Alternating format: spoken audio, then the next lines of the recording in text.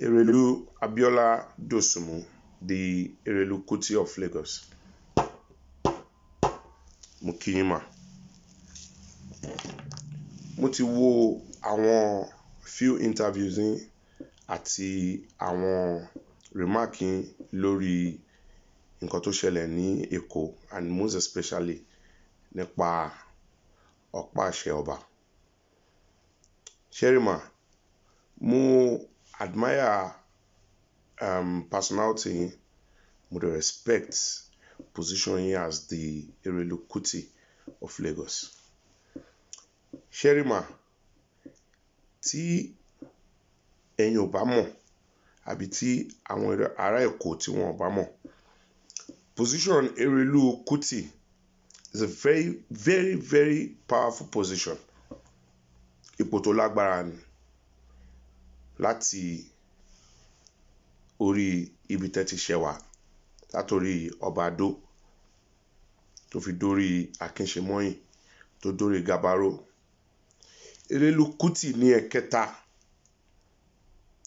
òòṣà. Wọ́n ti deprive yín of àwọn duties yín àtàwọn roles yín lÉkòó. Ìdí tẹ́ fi rí pé gbogbo ẹ̀ ń rí bí ó ṣe ń rí nìyẹn. Kí làwọn duties yín tí wọ́n deprive yín of? Ẹ̀yin lẹ̀ ń láti máa ṣàdúrà fọ́ba. Ẹ̀yin ni ẹ̀ ń láti máa ṣe àdúrà fún ọba as a queen mother. Gbogbo affairs obìnrin, anything that has to do with obìnrin lÉkòó, ẹ̀yin lẹ̀ ń láti máa oversee ẹ̀, including gbogbo ọjà àti àwọn ìyálọ́jà. Erelu Kuti, duty Erelu Kuti ni. Ṣùgbọ́n wọ́n ti da gbogbo ẹ̀ pọ̀, wọ́n da gbogbo ẹ̀, wọ́n ti dàrú. Òun ni mo ṣe ní wọ́n deprive yín of àwọn functions yín. Mo wá fẹ́ correct yín fún nǹkan kan mà, ẹ má bínú mà, and I stand to be corrected. Ẹ ní ceremonial ọ̀pá ni ọ̀pá tí wọ́n gbé. Àwọn olóyè náà wọ́n sọ, wọ́n ní ceremonial ọ̀pá. Ẹ má bá wọn sọ bẹ́ẹ̀ mà. Ẹ má bá wọn sọ bẹ́ẹ̀ pé ceremonial ọ̀pá òun ni wọ́n gbé. Gbogbo nǹkan tó bá wà lákẹ̀tẹ̀ ọba, ọba ni o. Ṣíbí ilé ọba, ọba. Àpótí ilé ọba, ọba. Ẹrú ọba, ọba. Nǹkan tí mo correct yín fún nìyẹn, pé kò sí ohun tó ń jẹ́ ceremonial ọ̀pá. Gbogbo nǹkan tó bá wà ní àkẹ̀tẹ̀ ọba, ọba ni. Mo dẹ̀ mọ̀ pé mọ̀.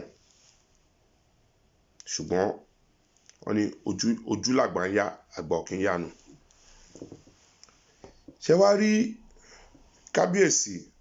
Ẹ jẹ́ káwọn èèyàn mọ̀ pé àárín ẹ̀yin àti kábíyèsí kò dán mọ́rán. Nǹkan tí ìlú ṣe rí bó ṣe rí nìyẹn. Wọn ò jẹ́ kẹ́ perform duties yín. Way back, mo gbọ́ tẹ́ ń sọ pé ẹ ti ń agitate fún gbogbo àwọn nǹkan láti bí 20 years, 15 years ago. Mo respect yín fún yẹn mà.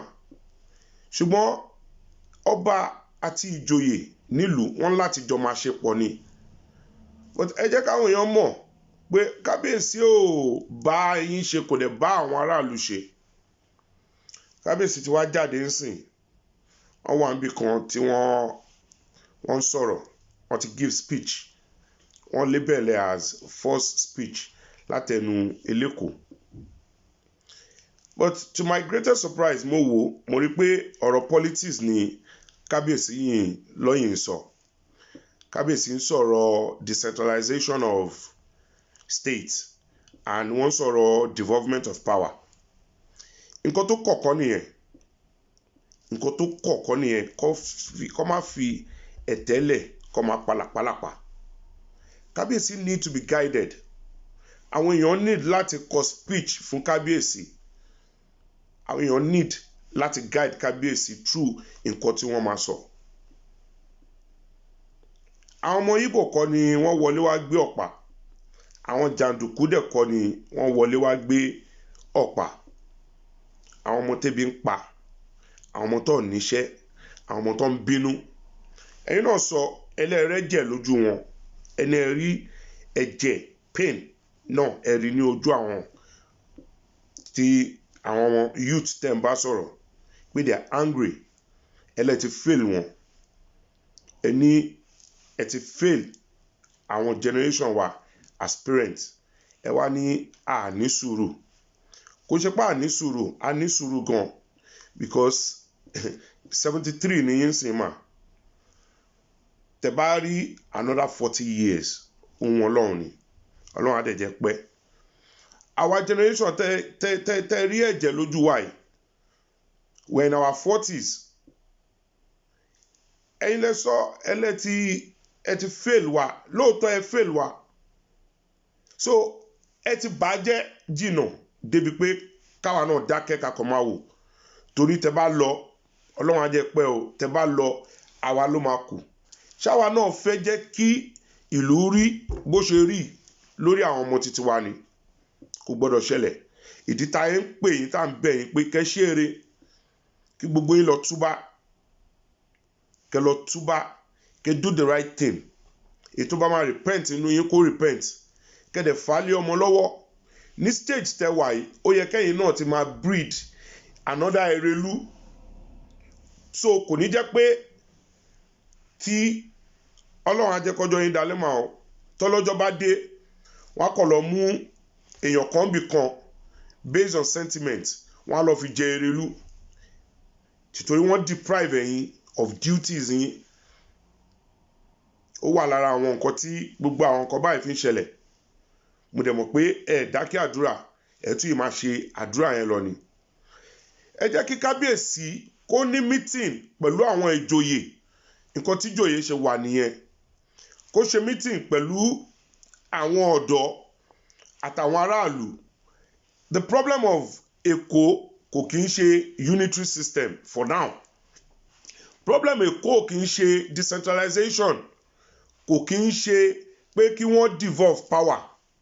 Problem àárín Èkó yẹn is internal security. Kábíyèsí need láti implement neighborhood watch. Kábíyèsí ní láti pe àwọn èèyàn papọ̀. Wọ́n ń sọ nínú speech wọn pé àwọn kó àwọn èèyàn 50 jọ, àwọn fún wọn ní bread, àwọn fún wọn ní sardine. Ṣé sardine làwọn ọmọ títí wọ́n jẹ? Ṣé bread àti sardine làwọn ọmọ títí wọ́n jẹ? But wọ́n ti dàlúrú débi pé àwọn ọba ti ń fojú sí state, àwọn ọba ti ń fojú sí federal, wọ́n ti ń fi àwọn ọmọ títí wọn, wọ́n ti ń fi wọ́n síbẹ̀. So àwọn ọmọ tí wọn náà wọ́n á lè ṣe ìjọba báṣubàṣu bí àwọn bàbá ṣe ti ṣe. So àwọn ọmọ tí wọn náà wọ́n á lè suppress àwọn ọmọ mẹ̀kúnnù, wọ́n á máa wá pín rice, wọ́n á máa pín bread. Ẹ jẹ́ kí kábíyèsí kó ṣe meeting pẹ̀lú yín, pẹ̀lú àwọn aráàlú. Ẹ jẹ́ kí àwọn èèyàn mọ̀ pé kábíyèsí is far from àwọn aráàlú. Òun náà lè tọ́ jáde lọ ṣe tó yẹ kó address àwọn aráàlú, kó bá àwọn aráàlú sọ̀rọ̀. Wọ́n lọ pe meeting kan, wọ́n kóra wọn sínú hall kan, wọ́n ń sọ̀rọ̀ politics. Kábíyèsí wọ́n ń sọ àìgbọ́bí lẹ́nu abọ́ rẹ̀ náà. Kábíyèsí máa ń tòlú ni, ọba máa ń to ìlú ni. So wọ́n láti pe àwọn èèyàn jọ.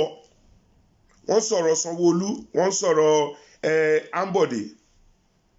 Kí ni development tí ó wọ Lagos Island níbi tí wọ́n jọba sí, níbi tí wọ́n wó ilé Ìyá Ṣàngó tó fi ṣe swimming pool? Ẹ jẹ́ kí kábíyèsí mọ̀ pé duty wọn has to do with ìṣẹ̀ṣe, kò kí ń ṣe politics. Custodian ìṣẹ̀ṣe òun ni wọ́n, kí wọ́n wà closer, come closer sí àwọn aráàlú. Kò ń ṣe kí wọ́n lé gbogbo èèyàn kí wọ́n wá sọ palace kó sọ di bí Buckingham Palace. Buckingham Palace gan àwọn èèyàn yìí ń visit, àwọn tourists ń wọbẹ̀. Palace títí wa ọmọ onílùú ò lè wọbẹ̀. So the problem is internal security. Kó implement neighborhood watch. Gbogbo àwọn ọmọ tó ń jà yẹn ní inú ilé tí Sanwó-Olú ti jáde, àdúgbò bí tí Sanwó-Olú ti jáde, àwọn ọmọ tó ń jà ládùúgbò yẹn, ẹ lọ wo títì ibẹ̀ yẹn. Ẹ̀dẹ̀ níbẹ̀ ni gọ́vnà ti jáde, gbogbo omi dídùn, Alof, Adéníjì, mọ́ Òkè Pòpò ní gbogbo ibi tó ti jà, ẹ wo títì ibẹ̀. kẹ́ wá sọ fún mi bóyá ìjọba lẹ ń ṣe. Ẹ kẹ́ sọ bóyá bí ìjọba bó ṣe ń láti máa ṣe òun ni ẹ ṣe ń ṣe ìjọba yẹn. So gbogbo ìtẹ́ ń sọ yìí ẹ bára yín sọ̀rọ̀ dáadáa, kẹ́ pe kábíyèsí níbi tó ti ń gbọ́, kẹ́ pe àwọn aráàlú, kẹ́ pe ìjòyè, kẹjọ jókòó, kẹjọ sọ̀rọ̀. Ọba Èkó ni wọ́n kì í ṣe ọba aláùsá, wọn kì í ṣe ọba federal. Ṣé president wá kí wọn, inú bẹ̀rẹ̀ lọ ti gba àlejò president. Ṣojú òtí yín ni odidi president wá sínú àdúgbò yẹn, kò sí kankan tí ẹ rí ṣe, kò sí kankan tó change ládùúgbò yẹn. Àwọn ọmọ burúkú kọ́ lẹ ní o, àwọn ọmọ burúkú kọ́ ni ẹ ní ládùúgbò, àwọn ọmọ tẹ́ febi pa. So misplaced priorities ni èmi ń sọ bẹ́ẹ̀ fún yín, kẹ́ ṣe dáadáa.